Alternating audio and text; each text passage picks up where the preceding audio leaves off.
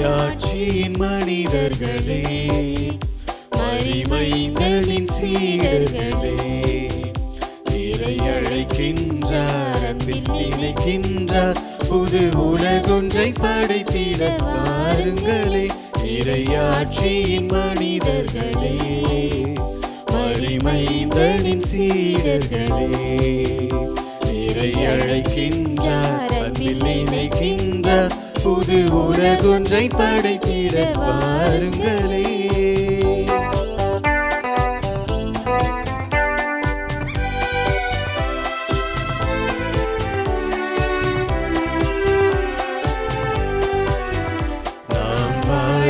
இந்த பூமி நலமாகிட வேண்டாமா? நலிவுற்றவர் வாழ்வினில் நீதி நின்று நிலைத்திட வேண்டாமா? நாம் வாழும் இந்த பூமி நலமாகிட வேண்டாமா? நலிவுற்றவர் வாழ்வினில் நீதி நின்று நிலைத்திட வேண்டாமா? இயேசுவை காட்டிய வழியுண்டு, இயங்கிட நமக்கொரு நெறியுண்டு. இயேசுவை காட்டிய வழியுண்டு, இயங்கிட நமக்கொரு நெறியுண்டு. எதிர்நோக்குடன் வாருங்கள், கதிர் விளைந்திடும் காணுங்கள்.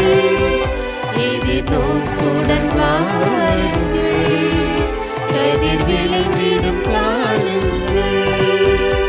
இறையாட்சியின் மனிதர்களே, மரிமைந்தனின் சீடர்களே, இறை அழைக்கின்றார், அன்பில் நினைக்கின்றார், புது உலகொன்றை படைத்திட வாருங்களே. தந்தை மகன் தூய ஆவியாரின் பெயராலே ஆமென். தந்தையாகிய கடவுளின் அன்பும் ஆண்டவர் இயேசு கிறிஸ்துவின் அருளும் தூய ஆவியாருடைய நட்புறவும் உங்கள் அனைவரோடும் இருப்பதாக. உம்மான்மாவோடும் இருப்பதாக.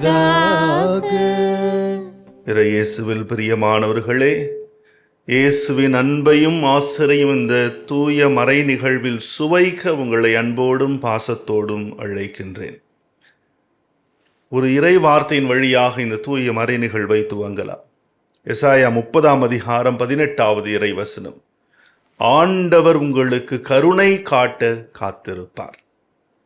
திருப்பலி என்பது அதுதான். எனக்காக கருணையும் அன்பையும் அளவில்லாத ஆசீர்வாதத்தையும் கொடுக்க ஆண்டவர் காத்திருக்கிறார். அந்த பேரார்வத்தோடு நான் வர தயாராக இருக்கிறேனா? திருப்பாடல் ஆசிரியர் 84:10 சொல்லுவதை போல, ஆண்டவரே, பொல்லாரின் கூடாரத்தில் இருப்பதை விட உன்னுடைய ஆலய முற்றத்தில் ஒரு வாயிற்காவலனாக இருப்பதே சிறந்தது. இந்த வாட்ச்மேனாக இருப்பது போல் அந்த ஆலய முற்றத்தில் நான் வருகிறேன் என்றால் எனக்கு கருணை காட்டுகின்ற ஆண்டவர் அவருடைய ஆசீர்வாதத்தால் என்னை நிரப்பப் போகிறார். இந்த தூய மறை நிகழ்வு என்பது ஒரு அனுபவமாக மாற இந்த கல்வாரி அனுபவத்தில் கலந்து கொள்வோம். இந்த திருப்பலி நிறைவில் ஒரு மன நிறைவை ஆண்டவர் நமக்கு கொடுக்க போகிறார். அப்படிப்பட்ட தூய மறை நிகழ்வை தகுந்த முறையில் ஒப்புக் கொடுக்க நம்முடைய பாவங்களை நினைத்து பார்த்து மனம் வருந்துவோம், மன்னிப்பு வேண்டுவோம்.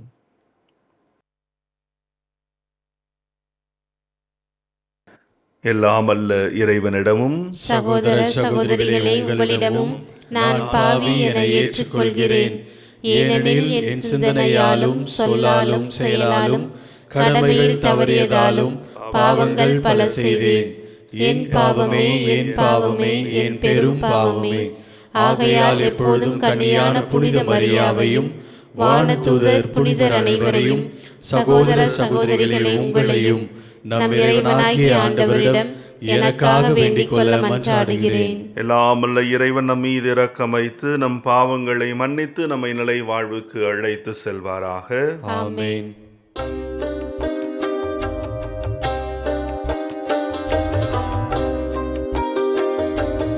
ஆண்டவரே, ஆண்டவரே இரக்கமாயிரும். ஆண்டவரே இரக்கமாயிரும். கிறிஸ்துவே இரக்கமாயிரும். கிறிஸ்துவே இரக்கமாயிரும். ஆண்டவரே இரக்கமாயிரும். ஆண்டவரே இரக்கமாயிரும்.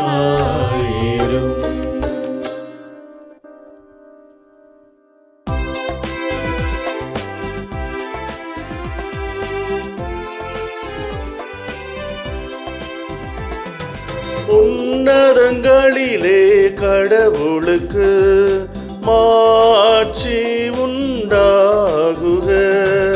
உலகினிலே மனதோர்க்கு அமைதியும் உண்டாகுக. புகழ்கின்றோம் யாம் உம்மையே, வாழ்த்துகின்றோம் இறைவனே. உமக்கு ஆராதனை புரிந்து உம்மை மாட்சிப்படுத்துகின்றோம் யாம். உமது மேலான மாட்சியின் பொருட்டு உமக்கு நன்றி கூறுகின்றோம். ஆண்டவராகிய இறைவனே, இணையில்லாத விண்ணரசே, ஆற்றல் அனைத்தும் கொண்டு இலங்கும் வல்ல தந்தை இறைவனே, ஒரே மகனாக உதித்த ஆண்டவர் இயேசு கிறிஸ்து இறைவனே. ஆண்டவராகிய இறைவனே, இறைவனின் திரு செம்மறியே, தந்தையினின்று என்றென்றுமாக உதித்த இறைவன் மகனே நீ. உலகின் பாவம் போக்குபவரே, நீரெம் மீது இறங்குவீர். உலகின் பாவம் போக்குபவரே, எம் மன்றாட்டை ஏற்றருள்வீர். தந்தையின் வலப்பக்கம் வீற்றிருப்பவரே, நீரெம் மீது இறங்குவீர். ஏனெனில் இயேசு கிறிஸ்துவே நீரொருவரே தூயவர், நீரொருவரே ஆண்டவர், நீரொருவரே உன்னதர். தூய ஆவியாரோடு தந்தை இறைவனின் மாட்சியில் இருப்பவர் நீரே.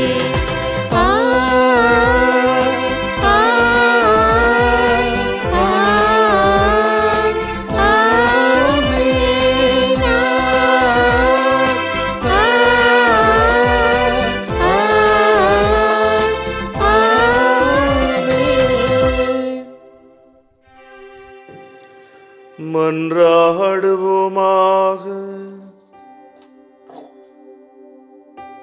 ஆற்றல் வாய்ந்த இறைவா, சிறந்தவை அனைத்தும் நிறைந்தவரே, உம்மீது நாங்கள் உள்ளார்ந்த அன்பு கொள்ள செய்தருளும். அதனால் எங்களது சமயப்பற்றை வளர்த்து நன்மைகளை பெருகச் செய்து நீர் எங்களில் கருத்துடன் உருவாக்கியதை பராமரித்து காத்தருள்வீராக. உமோடு தூயாவியாரின் ஒன்றிப்பில் இறைவனாய் என்றென்றும் வாழ்ந்து ஆட்சி செய்கின்ற எங்கள் ஆண்டவரும் உமது திருமகனுமாகிய இயேசு கிறிஸ்து வழியாக உம்மை மன்றாடுகின்றோம்.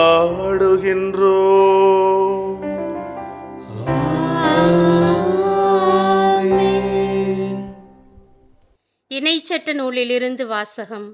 அதிகாரம் 4, இறை வார்த்தைகள் 1 முதல் 2 மற்றும் 6 முதல் 8 முடிய.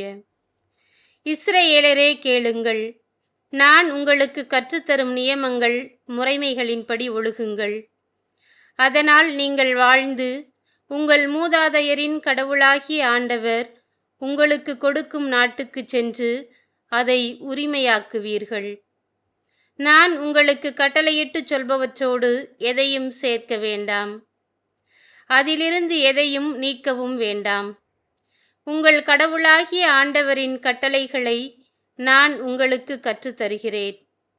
அவற்றை பின்பற்றுங்கள். நீங்கள் அவற்றை பின்பற்றி நடங்கள். அதுவே மக்களினங்கள் முன்னிலையில் உங்கள் ஞானமும் அறிவாற்றலுமாய் விளங்கும். இந்த நியமங்களை கேள்வியுறும் அனைவரும் உண்மையில் இப்பேரினம் ஞானமும் அறிவாற்றலும் கொண்ட மக்களால் ஆனது என்பர். நாம் குரல் எழுப்பும் போதெல்லாம் நம் கடவுளாகிய ஆண்டவர் நம்மோடு உள்ளார். அவரைப் போல் மக்களுக்கு மிகவும் நெருங்கிய கடவுளை கொண்ட வேறு பேரினம் ஏதாகிலும் உண்டா? நான் இன்று நேர்மைமிகு சட்டங்களை உங்களுக்கு தந்துள்ளேன். இவற்றை போன்ற நியமங்களையும் முறைமைகளையும் கொண்ட வேறு பேரினம் ஏதாகிலும் உண்டா? ஆண்டவரின் அருள்வாக்கு. இறைவனுக்கு நன்றி.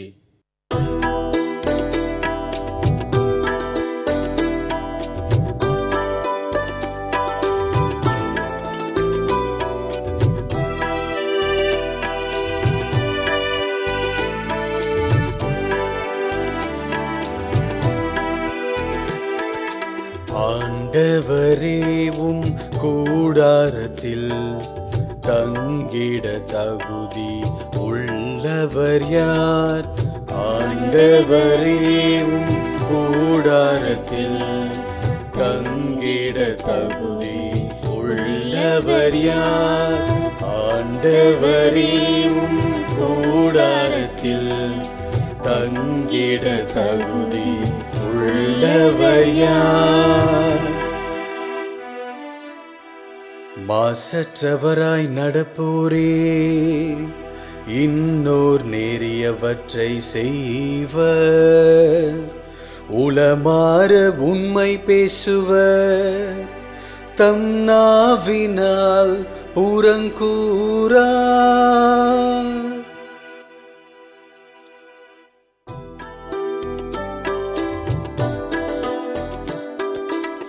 ஆண்டவரே உம் கூடாரத்தில் தங்கிட தகுதி உள்ளவர் யார்?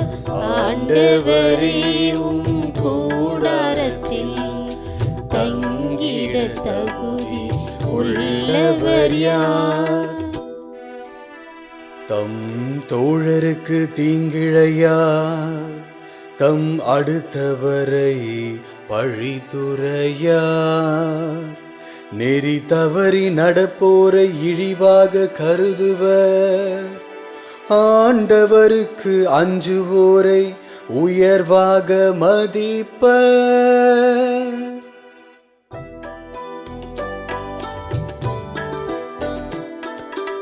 ஆண்டவரே உம் கூடாரத்தில் தங்கிட தகுதி உள்ளவர் யார்?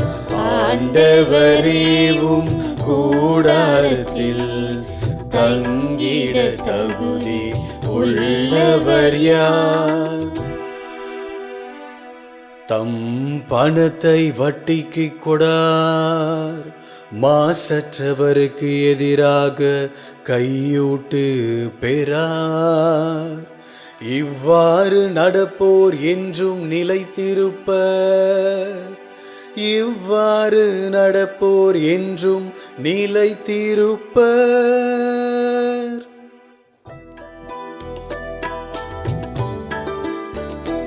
ஆண்டவரே உம் கூடாரத்தில் தங்கிட தகுதி உள்ளவர் யார்? ஆண்டவரே உம் கூடாரத்தில் தங்கிட தகுதி உள்ளவர் யார்? இரண்டாம் வாசகம். திருத்தூதர் யாக்கோபு எழுதிய திருமுகத்திலிருந்து வாசகம். அதிகாரம் 1, இறை திருவசனங்கள் 17 முதல் 18 முடிய, 21 முதல் 22 மற்றும் 27. சகோதர சகோதரிகளே, நல்ல கொடைகள் அனைத்தும் நிறைவான வரம் எல்லாம் ஒளியின் பிறப்பிடமான விண்ணக தந்தையிடம் இருந்தே வருகின்றன. அவரிடம் எவ்வகையான மாற்றமும் இல்லை. அவர் மாறிக்கொண்டிருக்கும் நிழல் அல்ல. தம் படைப்புகளுள் நாம் முதற்கனிகளாகும்படி உண்மையை அறிவிக்கும் வார்த்தையால் நம்மை ஈன்றெடுக்க அவர் விரும்பினார். உங்கள் உள்ளத்தில் ஊன்றப்பட்ட வார்த்தையை பணிவோடு ஏற்றுக்கொள்ளுங்கள். அதுவே உங்களை மீட்க வல்லது. இறைவார்த்தையை கேட்கிறவர்களாக மட்டும் இருந்து உங்களை ஏமாற்றிக் கொள்ள வேண்டாம். அதன்படி நடக்கிறவர்களாயும் இருங்கள். தந்தையாம் கடவுளின் பார்வையில் தூய்மையானதும் மாசற்றதுமான சமய வாழ்வு எதுவெனில், துன்புறும் அனாதைகளையும் கைம்பெண்களையும் கவனித்தலும் உலகத்தால் கரைபடாதபடி தம்மை காத்து கொள்வதும் ஆகும். ஆண்டவரின் அருள்வாக்கு. இறைவனுக்கு நன்றி.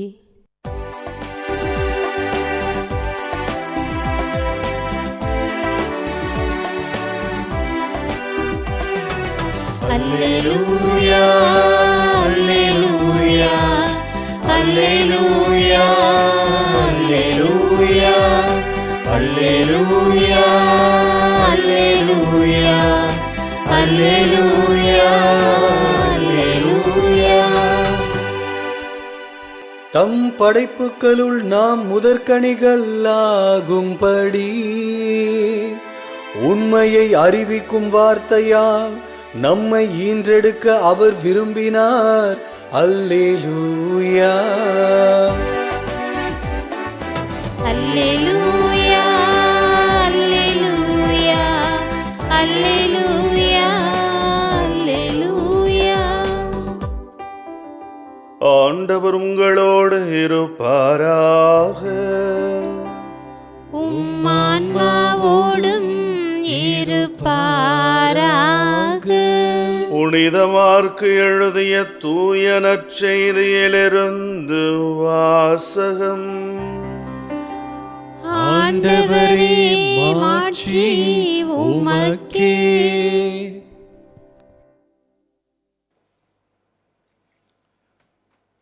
அதிகாரம் 7, இறை வசனங்கள் 1 முதல் 8, 14 முதல் 15 மற்றும் 21 முதல் 23 முடிய. ஒரு நாள் பரிசேயரும் எருசலேமிலிருந்து வந்திருந்த மறைநூல் அறிஞர் சிலரும் இயேசுவிடம் வந்து கூடினர். அவருடைய சீடருள் சிலர் தீட்டான, அதாவது கழுவாத கைகளால் உண்பதை அவர்கள் கண்டார்கள். பரிசேயரும் ஏன் யூதர் அனைவருமே தம் மூதாதையர் மரபை பின்பற்றி கைகளை முறைப்படி கழுவாமல் உண்பதில்லை.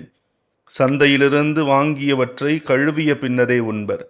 அவ்வாறே கிண்ணங்கள், பரணிகள், செம்புகள் ஆகியவற்றை கழுவுதல் போன்று அவர்கள் கடைபிடிக்க வேண்டிய மரபுகள் இன்னும் பல இருந்தன. ஆகவே பரிசேயரும் மறைநூல் அறிஞரும் அவரை நோக்கி, உம் சீடர் மூதாதையர் மரபுப்படி நடவாமல் தீட்டான கைகளால் உணவு அருந்துவதேன் என்று கேட்டனர். அதற்கு அவர், வெளிவேடக்காரர்களாகிய உங்களை பற்றி எசாயா பொருத்தமாக இறைவாக்கு உரைத்திருக்கின்றார். இம்மக்கள் உதட்டினால் என்னை போற்றுகின்றனர், இவர்கள் உள்ளமோ என்னை விட்டு வெகு தொலையில் இருக்கிறது. மனித கட்டளைகளை கோட்பாடுகளாக கற்பிக்கின்றனர், இவர்கள் என்னை வழிபடுவது வீண் என்று அவர் எழுதியுள்ளார். நீங்கள் கடவுளின் கட்டளைகளை கைவிட்டு மனித மரபை பின்பற்றி வருகிறீர்கள் என்று அவர்களிடம் கூறினார். இயேசு மக்கள் கூட்டத்தை மீண்டும் தம்மிடம் வரவழைத்து அவர்களை நோக்கி, நான் சொல்வதை அனைவரும் கேட்டு புரிந்து கொள்ளுங்கள். வெளியே இருந்து மனிதருக்குள்ளே சென்றவர்களை தீட்டுப்படுத்தக்கூடியது ஒன்றுமில்லை. மனிதருக்கு உள்ளே இருந்து வெளியே வருவையே அவர்களை தீட்டுப்படுத்தும்.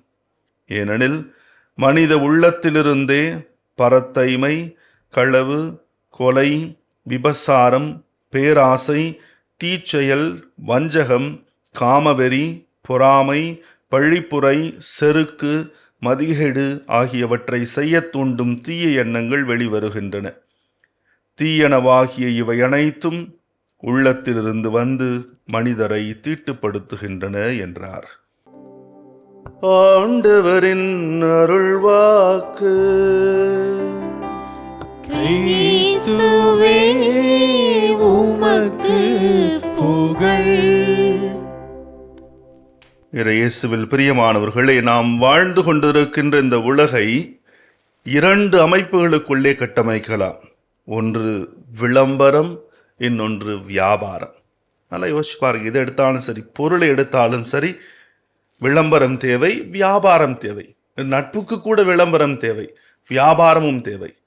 அதே சூழ்நிலையை யோசிச்சு பார்க்கும் பொழுது நம்முடைய ஆன்மீகம் கூட இந்த கட்டுக்குள் அடங்கிவிடுமோ என்ற அச்சம் எனக்கு ஏற்படுகிறது. இன்னைக்கு நம்ம ஆன்மீகத்தையும் விளம்பரம் செய்கிறோம். அப்படியே உட்காந்துட்டு இருப்பாங்க ஒரு சிலர், இன்னொருத்தவங்களை பார்த்தோன்னு ஜெபமாலை எடுத்துக்குவாங்க. இல்லைனா அவங்க சொல்லுகின்ற ஜெபம் மற்றவர்களுக்கு கேட்க வேண்டும் என்று சொல்லி சத்தமாக சொல்லுகின்ற நபர்களும் இருக்கிறார்கள். சில நேரம் நம்முடைய ஆன்மீகத்தை கூட விளம்பரம் செய்கிறோம். அதே நேரத்தில் அந்த ஆன்மீகத்தையும் வியாபாரமாக்குகின்ற கூட்டம் இருக்குது என்பதை நம்ம மறுப்பதற்கில்லை.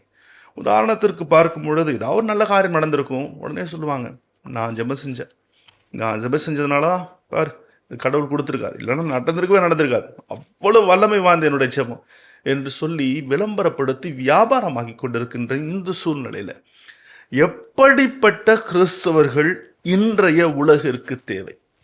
எப்படிப்பட்ட கிறிஸ்தவர்களா நீங்களும் நானும் இருக்கணும் என்பதை இன்றைய 2ஆம் வாசகத்தில் 3 அற்புதமான கருத்துக்களின் வழியாக யாக்கோபு தன்னுடைய திருமுகத்தில் சொல்லுகிறார். முதல் கருத்து, கடவுளுடைய வார்த்தையை கேட்டு அதன்படி நடப்பவர். இந்த வார்த்தையை யோசிச்சு பார்க்குறப்ப இன்னைக்கு முதல் வாசகம் இணை சட்டத்திலிருந்து நம்ம வாசிக்க கேட்டோம். இந்த இணை சட்ட நூல் எப்படின்னா, இந்த மக்கள் எகிப்திலிருந்து அடிமைகளாக இருந்து பல்வேறு பிரச்சனைகள் பாலைவனத்தில் நடந்து ஆண்டவருடைய பராமரிப்பை உணர்ந்து இன்னும் கொஞ்ச காலத்தில் ஆண்டவர் காட்டுகின்ற வாக்களித்து அந்த நாட்டிற்கு கானான் நாட்டுக்குள்ள நுழைய போறாங்க. அந்த நேரத்தில் மோசே பல்வேறு வகையான தொகுப்புரைகளை அவர்களுக்கு கொடுக்கிறார். அந்த தொகுப்புரை தான் இணை சட்டம் என்ற நூல். என்னென்ன சட்டங்களை கடைபிடிக்க வேண்டும் வாசித்து அருமையான முதல் வாசகம். அந்த வாசகத்தில் சொல்லுகின்ற அற்புதமான கருத்து, கடவுளுடைய வார்த்தையை கேட்டு கடைபிடியுங்கள், கடவுளுடைய நியமங்களை கடைபிடியுங்கள். அப்படி கடைபிடிச்சா என்ன நடக்கும்? 3 அற்புதமான விஷயங்களை சொல்றாரு. அப்படி நீங்களும் நானும் கடைபிடிக்கிறோம் என்றால், முதல் விஷயம், பிற இனத்தவர்கள் நம்மை பார்த்து இந்த பேரினம், சாதாரண இனம் கிடையாதுப்பா, த கிரேட்டஸ்ட், இந்த பேரினம் ஞானமும் அறிவாற்றலும் நிறைந்த மக்களால் ஆனது என்பதை புரிந்து கொள்வார்கள். அதுதான் கடவுளுடைய கட்டளை கடைபிடிக்கும். இது முதல் காரியம். 2வது காரியம், கடவுளுடைய கட்டளை கடைபிடிப்பதன் வழியாக இந்த மக்களுக்கும் கடவுளுக்கும் ஏதோ ஒரு நெருக்கமான தொடர்பு இருக்குது. அதனாலதான் இந்த மக்கள் எப்பொழுதெல்லாம் கூக்குரல் இடுகிறார்களோ அப்பொழுதெல்லாம் ஆண்டவருடைய குரலை கேட்க விரைந்து வருகிறார். ஏனெனில் ஆண்டவர் அவர்களுடன் இருக்கிறார் என்பதை புரிந்து கொள்வார்கள். இது 2வது. 3வது, கடவுளுடைய நியமங்களை கடைபிடிப்பதன் வழியாக அவங்க யோசிச்சு பார்ப்பாங்க, இதை போன்ற பேரினம் வேறு எந்த பேரினமும் இல்லை. ஏனெனில் இந்த மக்கள் பிற இனத்தவர் முன்பு சாட்சிகளாக வாழ்கிறார்கள் என்பதை பிறர் புரிந்து கொள்வார்கள். தான் முதல் கருத்து. யாக்கோபு தன்னுடைய திருமுகத்தில் சொல்லுகின்ற கருத்து அந்த முதல் வாசகத்தோடு அருமையாக தொடர்படுத்தி பார்க்கும் பொழுது, கடவுளுடைய வார்த்தையை கேட்டு அதன்படி நடந்து கொள்ளுதல். 2வது, யாக்கோபு தன்னுடைய திருமுகத்தில் சொல்றாரு, உள்ளத்தை தூய்மையாக வைத்திருத்தல். இன்னைக்கு வாசிக்கப்பட்ட நற்செய்தி வாசகம் அருமையா பொருந்தி போகும். இன்னைக்கு வாசிக்கப்பட்ட நற்செய்தி வாசகம் மார்க் நற்செய்தி வாசிச்சோம். கடந்த 5 வாரங்கள்ல நம்ம எல்லாமே யோவான் நற்செய்தியை வாசிச்சோம். கடந்த வாரங்கள்ல வாசிக்கும் பொழுது யாரிடம் செல்வோம் இறைவா என்று வாசிச்சோம். இப்ப திருப்பி தொடர்ச்சியாக மார்க் நற்செய்தி வாசிக்க ஆரம்பிப்போம். மார்க் நற்செய்தி 7ஆம் அதிகாரம், அதற்கு முன்னாடி இருக்கிற வசனம் 6ஆம் அதிகாரம் கடைசி வசனம் 56 வசனத்தை படிக்கும் பொழுது, ஆண்டவரை தொட்ட அனைவரும் நலமடைந்தனர். ஒரு அருமையான ஒரு ஹாப்பி எண்டிங்கோட முடியுது. முடிச்ச உடனே இன்னைக்கு வாசிச்ச முதல் வசனம் வேறு ஒரு கண்ணோட்டத்தில் மார்க் நற்செய்தியில கொண்டு போறாரு. எப்பா, அது மட்டும் கிறிஸ்துவனுடைய இறையாட்சி இல்லை, இதன் பிறகு வருதுப்பான்னு முதல் வசனத்திலே வைக்கிறாரு. அப்பொழுது பரிசேயரும் எருசலேமிலிருந்து வந்த மறைநூல் அறிஞரும். ஏற்கனவே இந்த மார்க் நற்செய்தியில நமக்கு தெரியும், 2ஆம் அதிகாரம் 3ஆம் அதிகாரம் படிக்கும் பொழுது இயேசுக்கும் பரிசேயருக்கும் 7ஆம் பொருத்தம். அவங்களுக்குள்ள பல பிரச்சனை. இயேசு எப்படியாவது சிக்கி வைக்கணும்னு ஏரோதியரோடு சேர்ந்து கொண்டார்கள் என்று கூட நாம் வாசிக்கிறோம். இப்ப மேலே இருந்து எருசலேமிலிருந்து இயேசுனுடைய செயல்பாடுகள், இயேசுனுடைய சொற்கள், அந்த வார்த்தைகளை வந்துட்டு இப்படி சரியா தவறான்னு புரிந்து கொள்வதற்கு, அவரை எப்படியாவது மாட்டி வைக்கிறதுக்கு மறைநூல்கள் வருகிறார்கள். அதான் முதல் இதுலேயே நம்ம தயாரிச்சிட்டார் மார்க் நற்செய்தியாளர். இப்போ பிரச்சனை என்னன்னா, கழுவாத கைகளால் உண்பது. இந்த லேவியர் புத்தகம் 11 15 அதிகாரம் தூய்மை பற்றிய சட்டங்கள். அதுலேயும் குறிப்பாக 11ஆம் அதிகாரம் நீங்கள் படிக்கிறப்ப எதை உண்ண வேண்டும், எப்படிப்பட்ட உணவு உண்ண வேண்டும், கழுவுதல், தூய்மைப்படுத்துதல், சடங்கு, இது எல்லாம் தெள்ள தெளிவாக இருக்கும். இந்த சட்டதிட்டங்கள் எல்லாமே பல்வேறு விதமான கண்ணோட்டத்தில் பார்க்கப்பட்டன. இந்த பரிசேயர்கள், சதுசேயர்கள், யூதர்கள், இஸ்ராயல் மக்களை பொறுத்தவரை அந்த யூதர்கள் எல்லாருமே அந்த சட்டத்திட்டங்களை, ஒரு மரபுகள், இது எல்லாமே தங்களுடைய கண்ணோட்டத்தில் பார்க்க ஆரம்பிச்சாங்க. அது மட்டுமல்ல, இந்த தூய்மைப்படுத்துகின்ற கழி கழுவுகின்ற சடங்கு எப்படின்னா, இந்த ஆரோனுக்கும் அவருடைய புதல்வர்கள், ஏன்னா குருக்களாக இருந்த ஆரோனுக்கும் புதல்வருக்கும் பொருத்தமானது, ஆலயத்திற்குள் நுழையும் பொழுது, சந்திப்பு கூடாரத்துக்கு நுழையும் பொழுதும் சரி, பலிபீடத்திற்குள் நுழையும் பொழுதும் கைகளை கழுவி அவர்கள் செல்ல வேண்டும் என்ற ஒரு சட்டம், மரபு எல்லாம் இருந்தது. இந்த தூய்மைப்படுத்துகின்ற ஒரு சட்டமோ சடங்கோ சம்பிரதாயமோ அதை கொண்டு வந்து கடவுளுக்கு செலுத்தும் பக்தியாக அவர்கள் மாற்றினார்கள். அதனால் ஆண்டவர் அதை நல்லா பார்க்குறார். ஏன்னா இவங்க பேசுறது ஒன்று, செய்யறது ஒன்றா இருந்துச்சு. இன்னும் சொல்ல போனால் அவர்களுடைய உதட்டுக்கும் உள்ளத்திற்கும் பல மைல் தொலைவு. அதைத்தான் ஆண்டவர் சாடுகின்றார். உங்களுடைய உள்ளத்தை தூய்மைப்படுத்தாம உதட்டில் மட்டும் போட்டுட்டு இருக்கிறது வேஸ்ட்டுப்பா, உங்கள் உள்ளத்தை தூய்மையாக வைத்திருங்கள் சொல்லி ஒரு லிஸ்டே போடுறாரு. எது எல்லாம் நம்மை தூய்மைப்படுத்துகிறது, நம் உள்ளத்திலிருந்து வர அந்த லிஸ்ட்டை படித்து பார்த்தாலே தெரியும். களவு, கொலை, விபச்சாரம், தீச்செயல், இது எல்லாமே ஒரு பெரிய லிஸ்ட்டை போடுறாரு. இன்னும் சொல்ல போனால் நம்ம உள்ளத்தை தூய்மையாக வச்சுக்கணும்னா என்ன செய்ய வேண்டும்? இன்னைக்கு நாம் பாடி அருமையான அற்புதமான திருப்பாடல், ஆண்டவருடைய கூடாரத்தில் தங்கி இருப்பவர் யார்? ஒரு லிஸ்டையே அங்க திருப்பாடல் ஆசிரியர் தன்னுடைய 15ஆம் திருப்பாடலை சொல்றாரு. மாசற்றவராய் நடப்பவர், நேரியவற்றை செய்பவர், தம் தோழருக்கு தீங்கிழையாதவர், அடுத்தவரை பழித்துரையாதவர், நெறிதவறி நடப்போரை இழிவாக கருதுபவர், ஆண்டவருக்கு அஞ்சுவோரை உயர்வாக மதிப்பவர், வட்டிக்கு கடன் கொடாதவர், மாசற்றவருக்கு எதிராக கையூட்டு பெறாதவர். இதுதான்பா உள்ளத்தை தூய்மையாக வைத்திருத்தல். இது இரண்டாவது. முதல் காரியம் ஆண்டவருடைய கட்டளைகளை கேட்டு அதை கடைபிடித்தல். இரண்டாவது உள்ளத்தை தூய்மையாக வைத்திருத்தல். மூன்றாவது, நல்ல கிறிஸ்தவர்கள்னா அடுத்திருப்பவருக்கு உதவி செய்தல். இன்னைக்கு வாசிக்கப்பட்ட 2ஆம் மாசம் முடியும் பொழுது அற்புதமா சொல்றாரு, சமய வாழ்வு, தூய்மையான மாசற்ற சமய வாழ்வு கடவுளுடைய பார்வையில எப்படின்னா, துன்புறும் அனாதைகளையும் கைம்பெண்களையும் கவனித்தல், யாருமே தெரியாதவங்களுக்கு உதவி செய்யறது தான் அற்புதமான சமய வாழ்வு. அதைத்தான் சொல்லுகிறார். இதை யோசிச்சு பார்க்குறப்ப எனக்கு சமீபத்தில் எங்கேயோ படித்த ஒரு அற்புதமான நிகழ்ச்சி. ரத்தன்ஜி டாட்டா, அவரை பற்றி உங்களுக்கு தெரியும், இந்த பெரிய டாட்டா கம்பெனி எல்லாம் தெரியும். அவர்கிட்ட ஒரு இன்டர்வியூவில் கேட்குறாங்க, நீங்கள் மகிழ்ச்சி அப்படின்றது எப்படி நீங்கள் பார்க்குறீங்க, எது உண்மையான மகிழ்ச்சின்னு பார்க்குறீங்க அப்படின்றப்ப அவர் சொல்கிறாரு, நான் 4 நிலைகளில் மகிழ்ச்சியை புரிந்து கொண்டேன். எது உண்மையான மகிழ்ச்சின்றது எனக்கு கொஞ்சம் கொஞ்சமாக தான் தெரிஞ்சிச்சு. முதல்ல நான் பணம் சம்பாதிக்கணும் அப்படின்ற ஒரு நிலை இருந்தது, முதல் நிலை. அதில் எனக்கு மகிழ்ச்சி கிடைக்குன்னு பார்த்தா அந்த மகிழ்ச்சி எனக்கு நீடிக்கல. பணம் தேவையான அளவு இருந்தது, ஆனால் அதற்கான மகிழ்ச்சி எனக்கு கிடைக்கல. ரெண்டாவது, நான் பல்வேறு விதமான பணம் பெறும் பொருட்கள், அதே நேரத்தில் வேல்யூபிள் திங்ஸ், பயங்கர மதிப்பு வாய்ந்த பொருட்களை வாங்கணும் அப்படின்லாம் பார்த்தேன், ஆனால் அதே எனக்கு மகிழ்ச்சி கிடைக்கல. மூன்றாவது, ப்ராஜெக்ட்ஸ்லாம் எனக்கு வரணும், நிறைய செய்யணும் அப்படின்லாம் பார்த்தேன், அது எல்லாமே கிடச்சிச்சு, ஆனால் உண்மையான மகிழ்ச்சி என்னால் சுவைக்க முடியவில்லை. 4வது நிலை, என்னுடைய நண்பர் சொன்னார், ஒரு 200 வீல் சேர், அது நடக்க முடியாத குழந்தைகளுக்கு வாங்கி கொடுங்கன்னார். நான் வாங்கி கொடுக்குறேன். ஆனால் நண்பர் சொன்னார், நான் வாங்கி கொடுக்குறது மட்டும் சொல்லலை, நீங்கள் அந்த சேரை நீங்கள் தான் கொடுக்கணும், வீல் சேரை கொடுக்கணும் அப்படின்னாரு. சரின்னு ஒத்துக்கிட்டு நான் போனேன். அந்த ரத்தன்ஜி டாட்டா அவர் சொல்கிற அற்புதமான ஒரு நிகழ்வு. நான் போனேன், அது எல்லா சேரையும் கொடுத்தேன். அந்த 200 குழந்தைகளும் அதை வாங்கிட்டு அந்த முகத்தில் சந்தோஷம், அந்த சேரை ஓட்டிக்கிட்டு அப்படியே இங்கே அப்படியே ஓடும் பொழுது பார்க்குறப்ப சந்தோஷமாக இருந்தது. அப்படியே எனக்கு அப்படியே பார்த்துக்கிட்டே இருந்தேன், இவ்வளவு நாள் கிடைக்காத சந்தோஷம் இப்போ கிடச்சிருக்குது அப்படின்னு சொல்லி நான் யோசிச்சுக்கிட்டே இருந்தப்ப, நான் போகலான்னு நினைக்கிறப்ப என்னுடைய காலை ஒரு குழந்தை பிடிச்சிக்கிச்சு. நானும் கையெடுத்துட்டு சரி அந்த குழந்தை இது பண்ணிட்டு போகலாம் அப்படின்னு நினைக்கிறப்ப அந்த குழந்தை விடவே இல்லை. அந்த குழந்தை பக்கம் உட்காந்து, என்னம்மா உனக்கு ஏதாவது தேவையான்னு கேட்டேன். அந்த குழந்தை என்னை பார்த்து ஒரு வார்த்தை சொன்னது, அப்பொழுதுதான் உண்மையான மகிழ்ச்சி என்ன என்பதை புரிந்து கொண்டேன். அந்த குழந்தை என்னை பார்த்து சொன்னது, அங்கிள், நான் உங்கள் முகத்தை நல்லா பார்த்துக்கணும், அப்போ தான் நான் மோட்சத்துக்கு போனேன்னா உங்களை நான் கண்டுபிடிச்சி அங்கேயும் உங்களுக்கு தேங்க்யூ அங்கிள்னு இன்னொரு முறை சொல்லணும் அப்படின்னு சொன்னிச்சான். அருமையானதான் வாழ்க்கை, அந்த வாழ்க்கை தான். நாம் வாழ்கின்ற வாழ்க்கையில் கொடுப்பதில் இருக்கின்ற இன்பம் பெறுவதில் நிச்சயமாக கிடையாது. தான் யாக்கோபு திருமுகத்தில் சொல்லுகின்ற வார்த்தை. கடவுளுடைய பார்வையில் சமயம்னா என்ன? என் பார்வையில் சமயம்ன்றது வெளிப்புறம் ஆடம்பரம். இன்னைக்கு திருவிழாக்கள்லாம் அப்படிதான் இருக்குது. அது கிடையாதுப்பா. அடுத்தவருக்கு உதவி செய்தல், அடுத்து இருப்பவருக்கு உதவி செய்தல் தான் உண்மையான சமய வாழ்வு, சமயப்பற்றுன்னு சொல்றார். இந்த 3 முத்தான கருத்துக்கள் இன்றைய வாசகங்களிலிருந்து நாம் எடுத்து செல்லுவோம். முதல் கருத்து, கடவுளுடைய கட்டளைகளை கேட்டு அதன்படி நடப்பவர்களாகவும் உள்ளத்தை தூய்மையாக வைத்திருப்பவர்களாகவும் என்னால் முடிந்த அளவு பிறருக்கு உதவி செய்கின்ற நல்ல மனப்பான்மை கொண்ட கிறிஸ்தவர்களாக மாறுவோம். கண்களை மூடி ஒரு சில இடங்கள் நம்மை ஒப்பு கொடுத்து இந்த தூய மறை நிகழ்வுகளை வழியாக ஆண்டவன் நம்மை ஆசீர்வதித்துக் கொண்டிருக்கிறார் என்ற நிலையில நாம் உணர்ந்து பார்ப்போம். அன்பை உருவான இறைவா, நாங்கள் பார்க்கின்ற பார்வையில் சமயம் என்பது ஏதோ ஒரு வெளிப்புற அடையாளம் என்பதை நினைத்து கொண்டிருக்கிறோம். அதுவல்ல. என்ற இறை வார்த்தையின் வழியாக ஆண்டவர் கொடுக்கின்ற கட்டளைகளை கேட்டு அதன்படி நடக்கின்ற நல்ல உள்ளம் கொண்டவர்தான் உண்மையான சமயப்பற்று என்பதை நாங்கள் உணர்ந்து கொண்டோம். அதே போல உதட்டிற்கும் உள்ளத்திற்கும் இடைவெளி இருக்கக்கூடாது.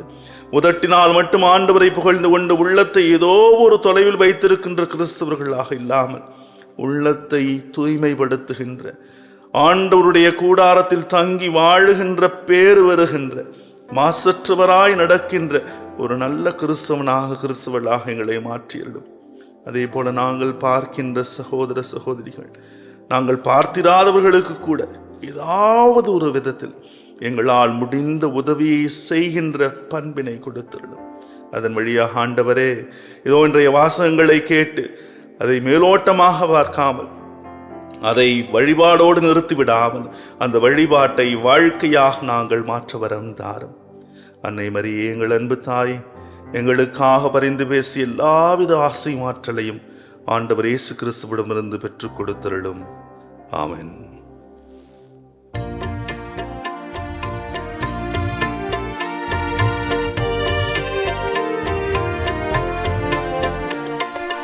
விண்ணையும் மண்ணையும் படைத்தவராம் கடவுள் ஒருவர் இருக்கின்றார். தந்தை மகன் தூய ஆவியராய் ஒன்றாய் வாழ்வோரை நம்புகிறேன். தூய ஆவியின் வல்லமையால் இறைமகன் நமக்காய் மனிதரானார். கன்னி மரியிடம் பிறந்தவராம் இயேசுவை உறுதியாய் நம்புகிறேன். பிலாத்துவின் ஆட்சியில் பாடுபட்டார், சிலுவையில் இறந்து அடக்கப்பட்டார். 3ஆம் நாளில் உயிர் தெழுந்தார், பிறப்பின் மீதே வெற்றி கொண்டார். விண்ணகம் வாழும் தந்தையிடம் அரியணை கொண்டு இருக்கின்றார். உலகம் முடியும் காலத்திலே நடுவராய் திரும்பவும் வந்திடுவார். தூய ஆவியாரை நம்புகிறேன், பாரினில் அவர் துணை வேண்டுகிறேன். பாவ மன்னிப்பில் தூய்மை பெற்று பரிகார வாழ்வில் நிலைத்திடுவேன். திரு அவை உரைப்பதை நம்புகிறேன், புனிதர்கள் உறவை நம்புகிறேன். உடலின் உயிர்ப்பை நிலை வாழ்வை உறுதியுடனே நம்புகிறேன்.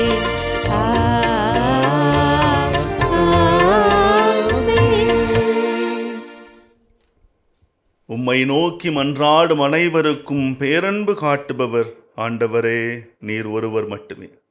இந்த வார்த்தை கேட்ப அவருடைய பேரன்பை பெற்றுக்கொள்ள நம்முடைய மன்றாட்டுக்களை பக்தியாக இப்பொழுது எடுத்து வைப்போம்.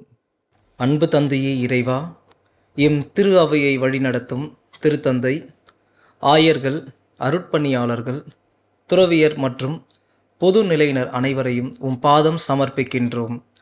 இவர்கள் அனைவரும் தங்களிடம் ஒப்படைக்கப்பட்டுள்ள மக்களை ஞானத்தோடு வழிநடத்திடவும், இறையரசின் விழுமியங்களை வாழ்வாக்கிடவும் அருள் தர வேண்டும் என்று இறைவா உம்மை மன்றாடுகின்றோம்.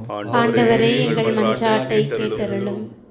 அன்பான ஆண்டவரே, எம் நாட்டு தலைவர்களை உம் பாதம் சமர்ப்பிக்கின்றோம்.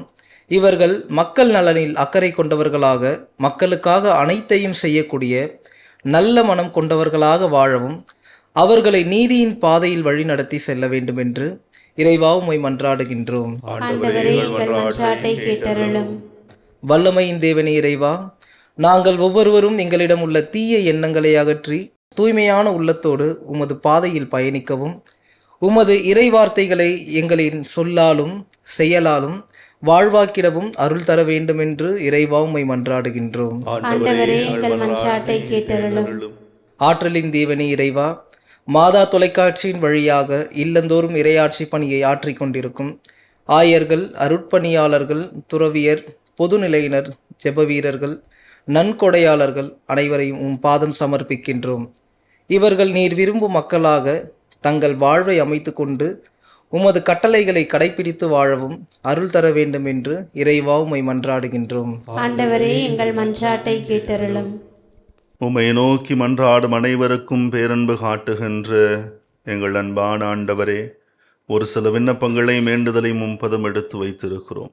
இன்னுமாக எங்கள் உள்ளத்திலும் இல்லத்திலும் இருக்கின்ற ஏராளமான விண்ணப்பங்களுக்கும் உம்முடைய அருளாலும் இரக்கத்தினாலும் தாராளமாய் கொடுத்திட எங்கள் ஆண்டவராகிய கிறிஸ்து வழியாக உம்மை மன்றாடுகிறோம்.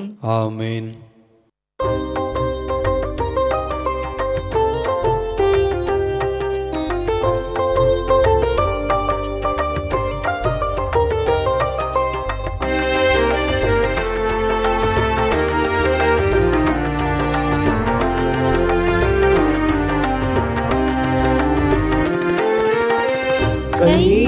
கையளிக்கின்றேன் இறைவா எங்கள் மெய்ப்பொருளாவி அனைத்தையும் உமக்கு கையளிக்கின்றேன் இறைவா.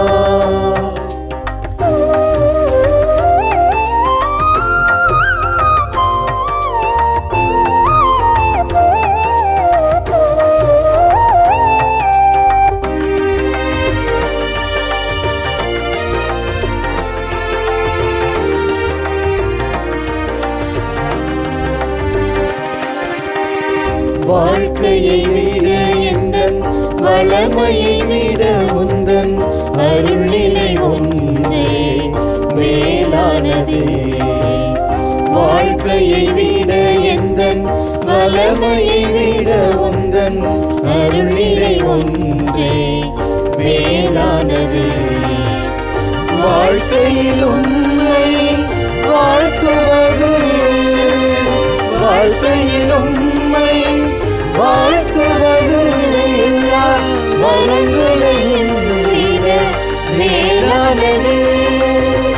கையளிக்கின்றேன் இறைவா எந்தன் மெய்ப்பொருளாவி அனைத்தையும் உமக்கு கையளிக்கின்றேன் இறைவா.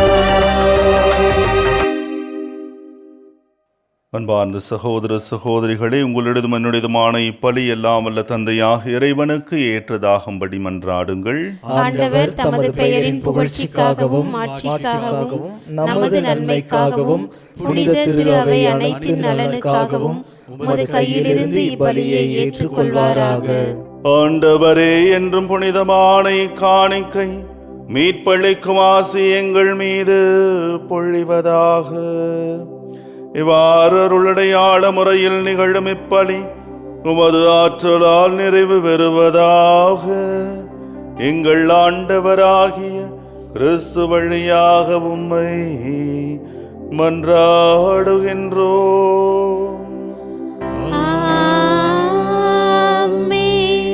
ஆண்டவர் உங்களோடு இருப்பாராக. ஆன்மாவோடும் இருப்பாராக.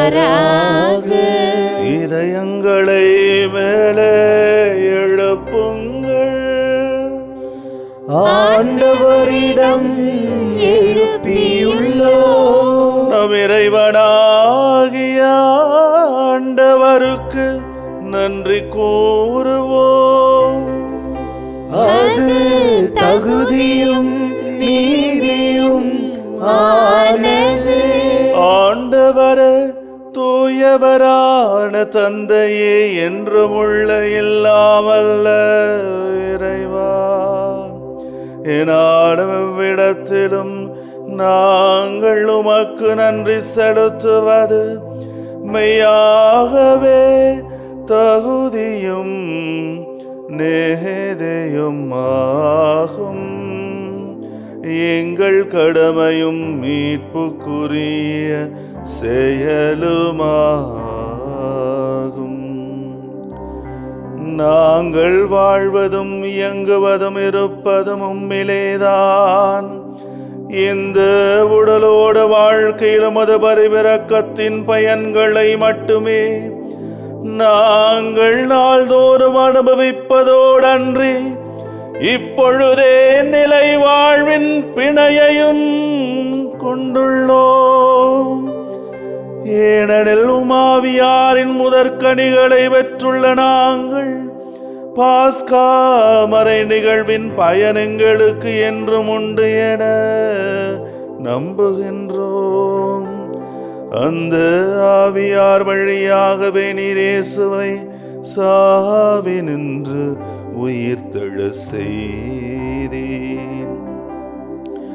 ஆகவே நாங்கள் வானதூதர் அனைவரோடும் சேர்ந்து உம்மை புகழ்ந்தேத்தி அக்களித்து கொண்டாடி ஆர்ப்பரித்து பாடுவதாவது: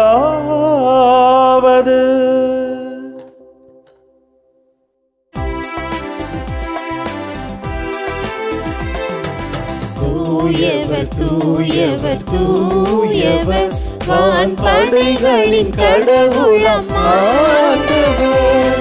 விண்ணகமும் வண்ணகமும் உமது மாட்சியால் நிறைந்துள்ளன. உன்னதங்களிலே ஓசன்னா, உன்னதங்களிலே ஓசன்னா. ஆண்டவர் பெயரால் வருகிறவர் ஆசி பெற்றவர். உன்னதங்களிலே ஓசன்னா, உன்னதங்களிலே ஓசன்னா. ஆண்டவரே, நேர்மையாகவே தூயவர், தூய்மை அனைத்துக்கும் ஊற்று. ஆகவே உம்முடைய ஆவியை பொழிந்து காணிக்கைகளை தூய்மைப்படுத்த வேண்டுகிறோம். இவ்வாறு எங்கள் ஆண்டவர் இயேசு கிறிஸ்துவின் உடலும் இரத்தமுமாக எங்களுக்கு இவை மாறுவனவாக. அவர் பாடுபட உளம் கணிந்து தம்மை கையளித்த போது அப்பத்தை எடுத்து நன்றி செலுத்தி அதை பிட்டு தம் சீடர்களுக்கு அளித்து அவர் கூறியதாவது: அனைவரும் இதிலிருந்து பெற்று உண்ணுங்கள், ஏனெனில் இது உங்களுக்காக கையளிக்கப்படும் என் உடல்.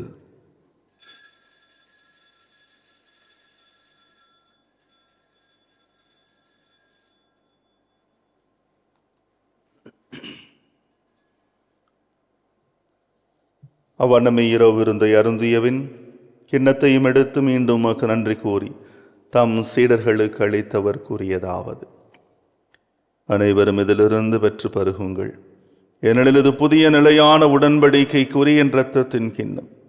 இது பாவமன்னிப்புக்கென்று உங்களுக்காகவும் பலருக்காகவும் சிந்தப்படும். இதை என் நினைவாக செய்யுங்கள்.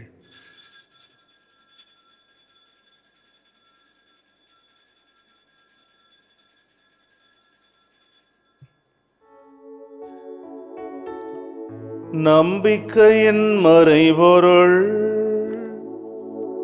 ஆண்டவரே, நீர் வருமளவும் உமது இறப்பினை அறிக்கையிடுகின்றோ, உமது உயிர்ப்பினையும் எடுத்துரைக்கின்றோ. ஆகவே ஆண்டவரே, நாங்கள் கிறிஸ்துவின் இறப்பினையும் உயிர்ப்பினையும் நினைவு கூர்ந்து வாழ்வதரும் அப்பத்தை மீட்பளிக்கும் கிண்ணத்தை ஒப்புக் கொடுக்கிறோம். திருமணம் நமக்கு ஊழியம் புரிய தகுந்தவர்களை எங்களை ஏற்றுக்கொண்டீர், எனவே எமக்கு நன்றி செலுத்துகிறோம். மேலும் கிறிஸ்துவின் உடலிலும் இரத்தத்திலும் பங்கு கொள்ளும் எங்களை தூய ஆவியார் ஒன்று சேர்க்க வேண்டுமென தாழ்மையுடன் மன்றாடுகிறோம். ஆண்டவரே, உலகெங்கும் பரவி இருக்கும் அது அவை நினைவு கூர்ந்தருளும். எங்கள் திருத்தந்தை பிரான்சிஸ், எங்கள் பேராயர் ஜார்ஜ் ஆண்டனி சாமி, எல்லா திருநிலையினராகிய அனைவரோடும் உமது திரு அவை அன்பில் நிறைவு பெறச் செய்தருளும். மேலும் உயிர்த்தெழும் எதிர்நோக்குடன் துயில் கொள்ளும் எங்கள் சகோதரர் சகோதரிகளையும் இறந்தோர் அனைவரையும் இரக்கத்துடன் நினைவு கூர்ந்து மது திருமுக ஒளியினுள் ஏற்றருளும். எங்கள் அனைவர் மீதும் இரக்கமாயிரும். கடவுளின் கன்னித்தாயான புனித மரியா, அவருடைய கணவரான புனித யோசேப்பு, புனித திருத்தூதர்கள், இவ்வுலகில் நமக்கு உகந்தவராயிருந்தோராகிய புனிதர் அனைவருடனும் நாங்கள் நிலை வாழ்வில் பங்கு கொள்ளும் தகுதி பெற்று உம் திருமகன் இயேசு கிறிஸ்து வழியாக உம்மை புகழ்ந்தேத்தும் வரமருள உம்மை மன்றாடுகின்றோம்.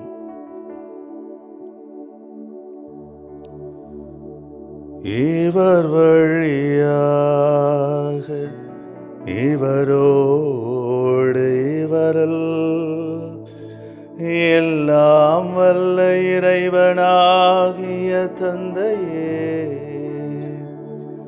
தூய ஆவியாரின் ஒன்றிப்பில் எல்லா புகழும் மாட்சிமையும் என்றென்றும் உமக்கு உரியது.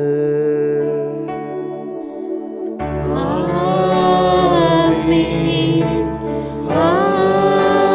ஆமென், ஆமென். மீட்பரின் கட்டளையால் கற்பிக்கப்பட்டு இறை படிப்பினையால் பயிற்சி பெற்ற நாம் துணிந்து பாடுவோம். விண்ணுலகில் இருக்கின்ற எங்கள் தந்தையே, உமது பெயர் தூயது என போற்ற பெருக. உமது ஆட்சி வருக. உமது திருவுளம் விண்ணுலகில் நிறைவேறுவது போல மண்ணுலகிலும் நிறைவேறுக. எங்கள் அன்றாட உணவை இன்று எங்களுக்கு தாரும். எங்களுக்கு எதிராக குற்றம் செய்வோரை நாங்கள் மன்னிப்பது போல எங்கள் குற்றங்களை மன்னியும். எங்களை சோதனைக்கு உட்படுத்தாதேயும், தீமையில் இருந்து எங்களை விடுவித்தருளும். ஆண்டவரே, தீமை அனைத்திலிருந்தும் எங்களை விடுவித்து எங்கள் வாழ்நாளில் அமைதியை கனிவுடன் அருள உம்மை மன்றாடுகின்றோம். உமது இரக்கத்தின் உதவியால் நாங்கள் பாவத்திலிருந்து எப்போதும் விடுதலை பெற்று யாதொரு கலக்கமுமின்றி நலமாயிருப்போமாக. நாங்கள் எதிர்நோக்கி இருக்கும் பேரின்பத்துக்காகவும் எமீட்பராக இயேசு கிறிஸ்துவின் வருகைக்காகவும் காத்திருக்கின்றோம். ஏனெனில் ஆட்சியும் வல்லமையும் மாட்சியும் என்றென்றும் உமதே. ஆண்டவரே இயேசு கிறிஸ்துவே, அமைதி உங்களுக்கு விட்டுச் சொல்லுகிறேன், என் அமைதி உங்களுக்கு அளிக்கிறேன் என்றும் திருத்தூதர்களுக்கு மொழிந்தீரே. எங்கள் பாவங்களை பாராமல் உமது திரு அவை நம்பிக்கையை கண்ணோக்கி முதலுலகத்திற்கு ஏற்பதற்கு அமைதியும் ஒற்றுமையும் அளித்தருள்வீராக. என்றென்றும் வாழ்ந்து ஆட்சி செய்கின்றவர் நீரே. ஆமென். ஆண்டவருடைய அமைதி உங்களோடு என்றும் இருப்பதாக. உம் ஆன்மாவோடும் இருப்பதாக. ஒருவருக்கொருவர் அமைதியை மகிழ்ச்சியோடு பரிமாறிக்கொள்வோம்.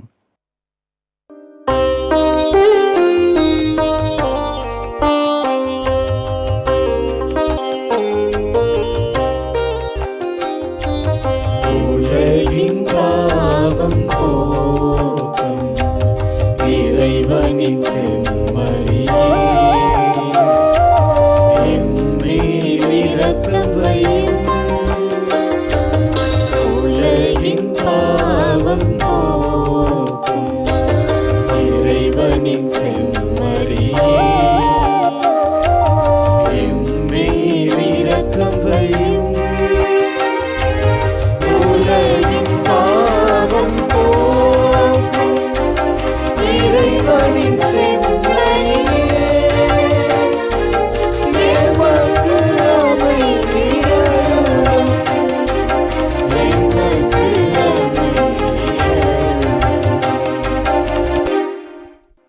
இதோ இறைவனின் செம்மறி, இதோ உலகின் பாவங்களை போக்குகிறவர். ஆண்டவருடைய வார்த்தைகளை கேட்டு அதன்படி நடந்து உள்ளத்தை தூய்மையாக்கிக் கொள்ளவும் முடிந்தவரை பிறருக்கு உதவி செய்யும் அன்போடும் பாசத்தோடும் அழைக்கின்றார். அழைக்க பெற்றோர் பெயர் பெற்றோர். ஆண்டவரே, நீர் என் இல்லத்தில் எழுந்தருள நான் தகுதியற்றவள். ஆனால் ஒரு வார்த்தை மட்டும் சொல்லியருளும், எனது ஆன்மா நலமடையும். தொடரும் தம்மை காத்து நித்திய வாழ்வளிப்பதாக.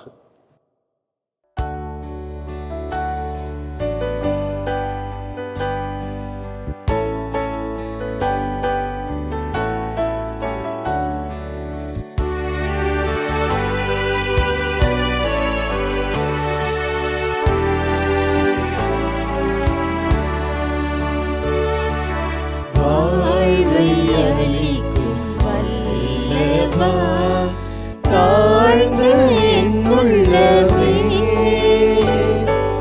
வாழ்வின் ஒளியை ஏற்றவே எழுந்து வாருமே.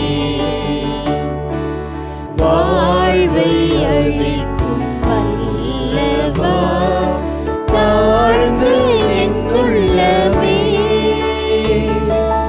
வாழ்வின் ஒளியை ஏற்றவே எழுந்து வாருமே.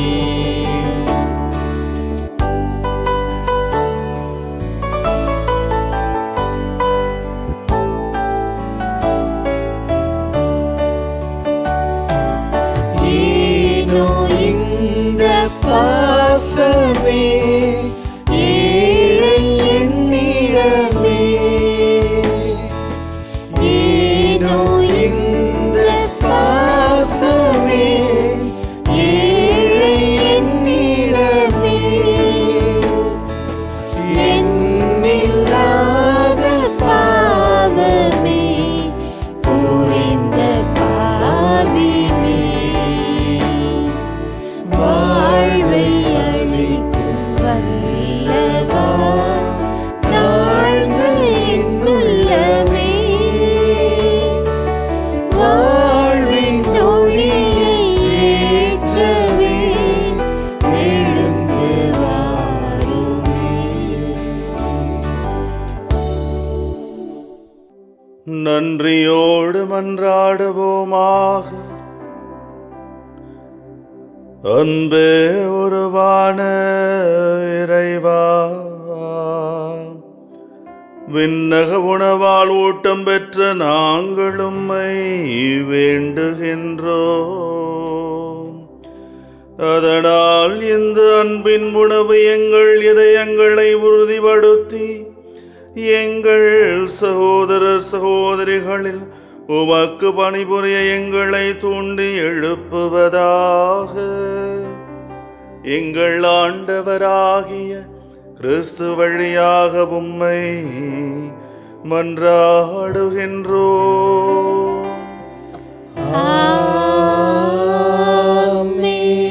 ஆண்டவர் உங்களோடு இருப்பாராக.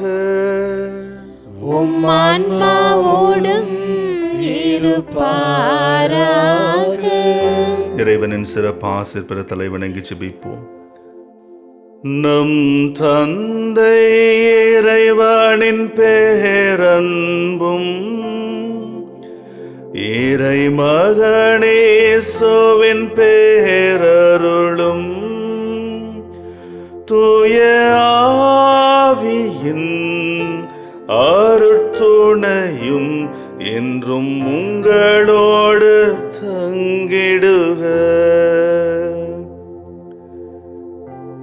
எல்லாம் வல்ல இறைவன் தந்தை மகன் தூயாவியார் உங்களை ஆசீர்வதிப்பாராக.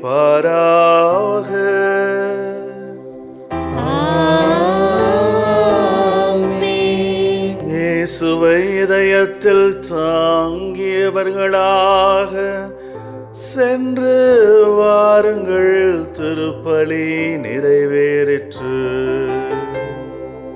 இறைவனுக்கு நன்றி.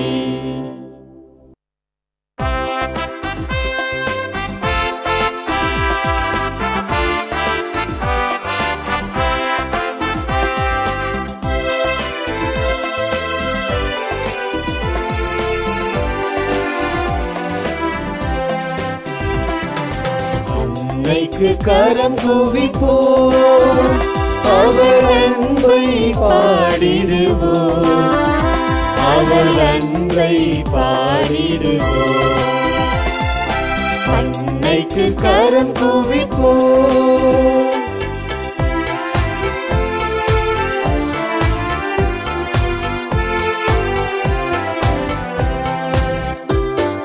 கன்னிமையில் இறைவன் ஒரு கொடுத்தார், அந்த முன்னவனின் அன்னை என திகழ்ந்தார்.